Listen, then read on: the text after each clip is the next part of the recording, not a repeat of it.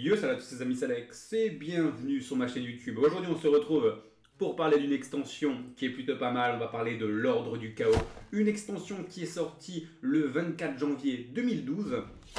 Donc là, j'ai chopé 5 petits boosters sur le site de Yugi Bazaar. Donc on va faire un petit récap pour ceux qui ne connaissent pas du tout cette extension.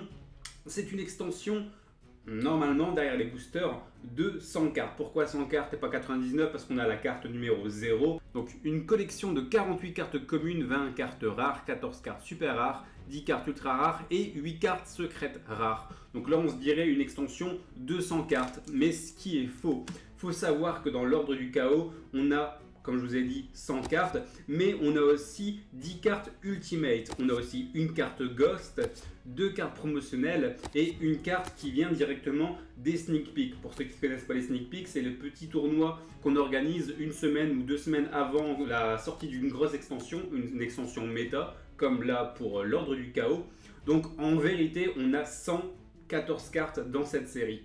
Donc pour les collectionneurs comme moi, si vous voulez encore cette série, bon, c'est possible de toujours trouver les cartes sur internet, aller sur eBay ou sur les différents sites.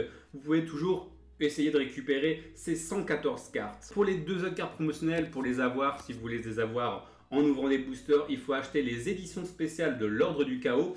Donc maintenant, les éditions spéciales, on a 4 cartes promotionnelles. À l'époque, on n'en avait que 2. Dans une édition spéciale, on ne pouvait avoir qu'une seule carte. Si vous en ouvrez plusieurs, vous pouvez choper la deuxième carte qu'il y avait. Maintenant, c'est 2 cartes promotionnelles différentes dans chaque édition spéciale pour un total de 4 cartes promotionnelles. Et pour la dernière carte, H1 Sector, c'était la carte que vous pouvez avoir uniquement si vous faisiez des sneak peeks. Donc les sneak peeks, comme je vous l'ai dit, c'est les petits tournois. Et en fait, quand vous inscrivez à une sneak peek, vous avez une carte promotionnelle. On peut aussi choper le tapis l'Ordre du Chaos dans les sneak peeks si vous les gagnez, si vous êtes premier, deuxième, troisième. Ça dépend les magasins, ça dépend la quantité de joueurs inscrits en tout cas dans ces sneak peeks. Donc dans cette série, on a des cartes photons, on a aussi des cartes ninja. Donc pour les cartes ninja, on a le feu, le vent, l'eau, la terre. Les cartes ninja, pour la plupart, c'est des cartes guerriers. Mais on a aussi Ninja Dragon Blanc, qui est une carte dragon directement. On a des cartes Insector, donc des cartes de type insecte.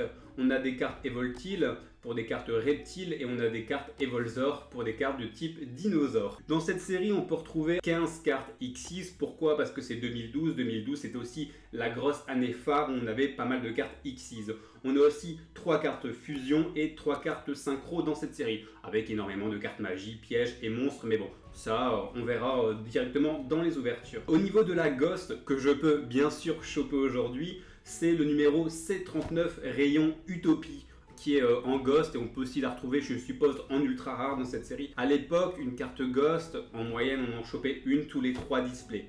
Donc ce qui est déjà plutôt compliqué. Donc aujourd'hui, c'est pas en 5 boosters que je chopais ma Ghost, peut-être, on sait jamais.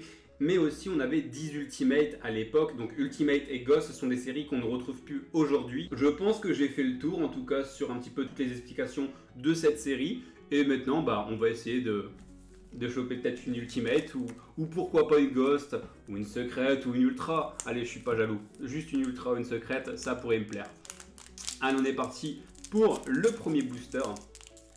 Donc j'ai reçu mes jeux de lumière aujourd'hui. C'est pour ça qu'au niveau de la caméra, j'ai un bel éclairage. Je me suis racheté des petits trépieds, des petits jeux de lumière. Ça vient d'arriver une demi-heure avant que je commence la vidéo. Donc c'est plutôt pas mal. Et après j'ai mes trépieds qui devraient arriver dans une semaine si ça se passe bien au niveau de l'envoi. On verra bien. Allez, le premier booster. Curryvolt, j'allais dire c'est l'une des premières cartes, mais oui, c'est la carte numéro 1. Donc c'est pas la première, on a la carte 0006 qui existe. Donc la série c'est ORCS et FR pour les cartes françaises bien sûr. Donc le Curryvolt.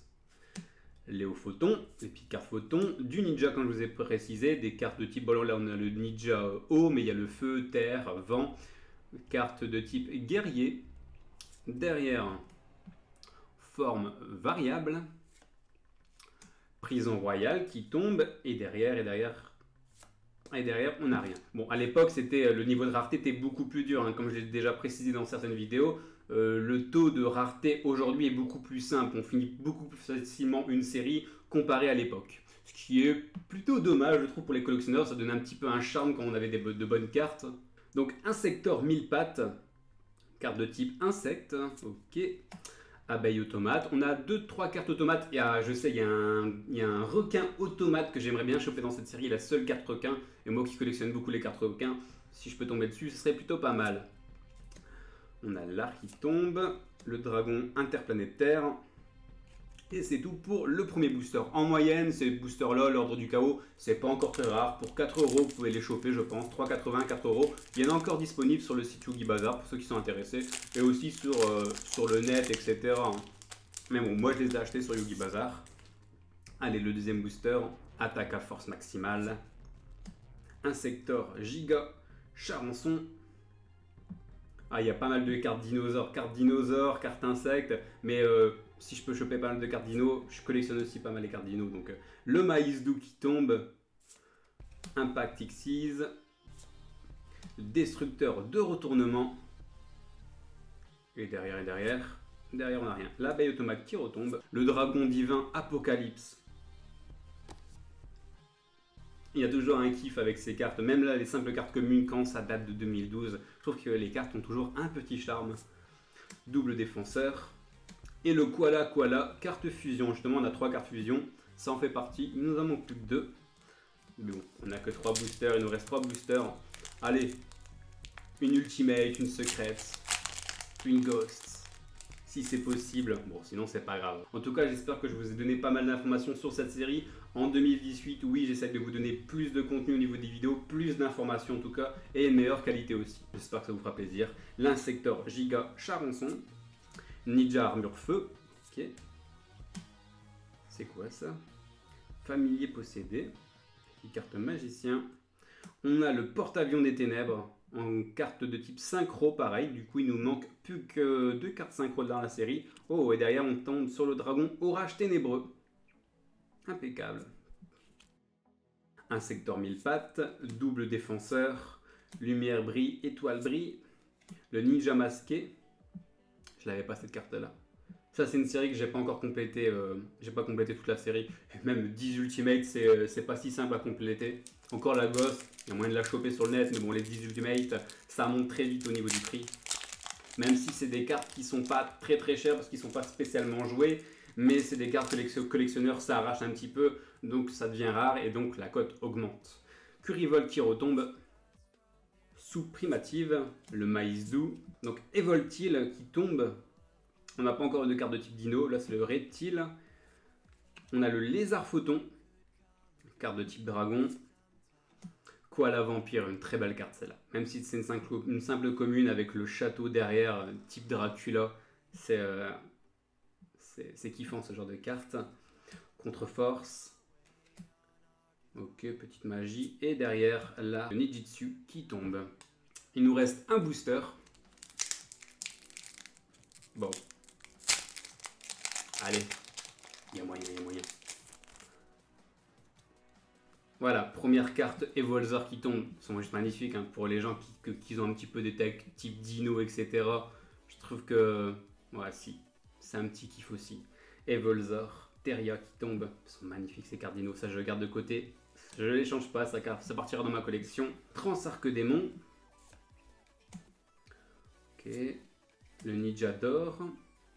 Derrière, on a Gagagagarde qui tombe juste après. Et derrière, peut-être un petit truc. Non. Donc, le Ninja Armure Terre. Cercle Photon. Le Ninja Masqué. Et un Sector 1000 pattes qui retombe. Donc voilà, au niveau des raretés, on fait un petit récap. J'ai eu ces deux-là. Ah, j'ai pas trié. J'étais tellement à fond dedans. On va regarder. Mais ouais, ces cartes ont vraiment un charme. Voilà. Ok. À l'époque, les rares et les super rares, c'était ce que vous allez vraiment dropper vraiment souvent. Maintenant, comme on a pu le voir par exemple sur une dernière série, par exemple le coupe-circuit, on a beaucoup plus facilement des ultras qui tombent. Destructeur, le lézard photon, le garde, dragon orage ténébreux et le porte-avions des ténèbres. Allez, je vous fais un petit... je vais vous montrer quelque chose. Avant de vous quitter, ça c'est ma petite boîte magique. Voilà, où il y a pas mal de boosters, ça c'est ce que je vais encore vous présenter dans la semaine. Sur ce, je vous laisse. On se dit à demain pour une prochaine vidéo. Portez-vous bien. Salut.